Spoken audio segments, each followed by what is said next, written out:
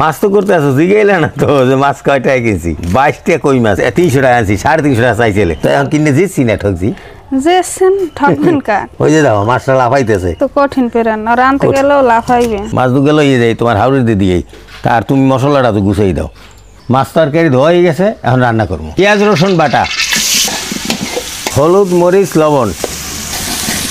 মশলাটা ভালোভাবে কষাই নিন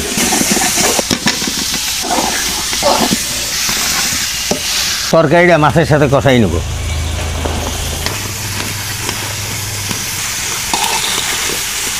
মাছ তরকারি কষানো হয়ে গেছে এখন পরিমাণ মতো পানি দিয়ে দেবো এখন আস্তে আস্তে সেদ্ধ হয়ে যাবে দুপুরবেলা কই মাছ দিয়া পটল রান্না করছি আছে খুবই মজা হইবে রান্না হয়ে গেছে এবার উঠে গেলাম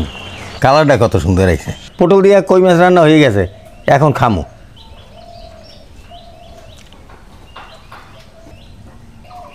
বিসমিল্লাহ